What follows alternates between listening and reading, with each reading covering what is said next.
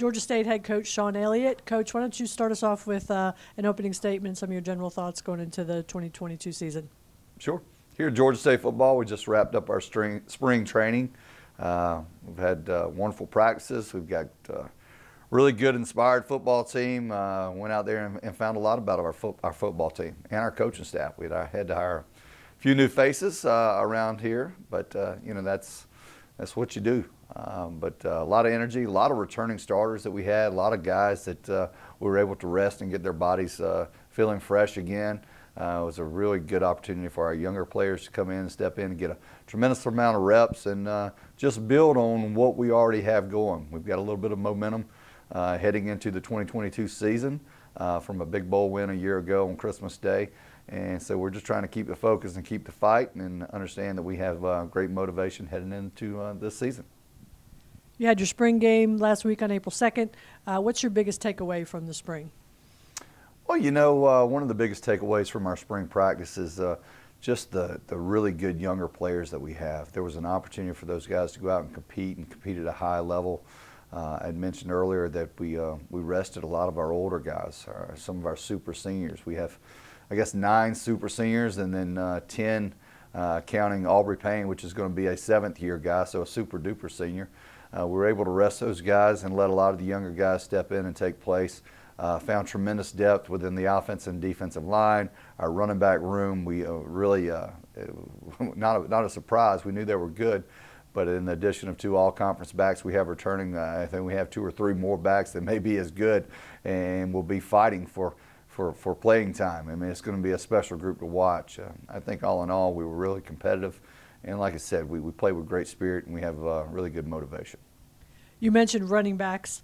That's kind of running the football is kind of the calling card of your offense. Talk specifically about your 2 all-conference backs, Tucker Gregg and Jam Williams. Yeah, Tucker and Jam, both returning, all-conference guys. Both those guys are real steady. I mean, when you look for dependable backs, it's number one. Is what you look for.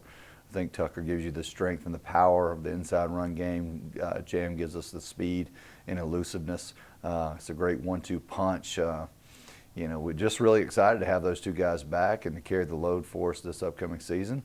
I mentioned a little bit earlier that we do have some emerging backs that have come on, and they're vying for the playing time. So it's going to be a special group to watch over the summer and into our summer August 1st camp and see how it all develops. So it's an exciting group.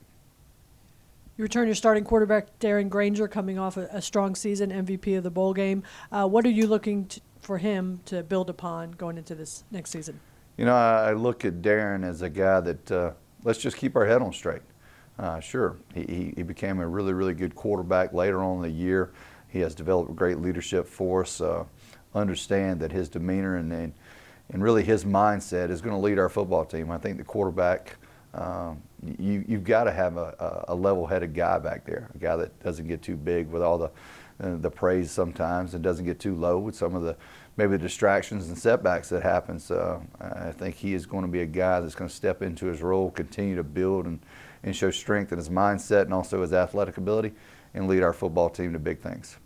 Obviously, Darren has some excellent receivers to throw to, but what does it mean to have a 7th-year senior, Aubrey Payne, at the tight end position? Yeah, super duper senior. Aubrey Payne's coming back for a 7th year. He's got a great mindset. He's very intelligent. He works hard. He's a good leader for us. To have a guy like him after you lose a guy like Roger Carter, to be able to return and develop actually our younger talent, because we have younger talented tight ends as well. It's just going to be special for him. I think it's awesome. He had tremendous bowl performance. I mean, could easily have been the bowl MVP. So he's ready for a big year, and he's the guy. We've always had 2 guys at that position, but he's a single returning veteran and should have a tremendous season for us. You mentioned the running backs as younger players who emerged this spring. Talk a little bit about those guys and some other guys that maybe we could see more playing time from next year. Yeah, I'll start off defensively. I think, when you look at our defensive line, a guy by the name of Jeff Clark. Jeff has always been a guy that's been really explosive. It's just putting it all together, both mentally and physically. And this spring I saw it come to the forefront. He's going to be a guy to watch, Thomas Gore is another guy that stepped onto the stage a year ago and did quite well for us. He's going to be a great one to watch as well. Offensively, those younger backs that I kind of mentioned back, you got Marcus Carroll, which was our spring MVP offensively.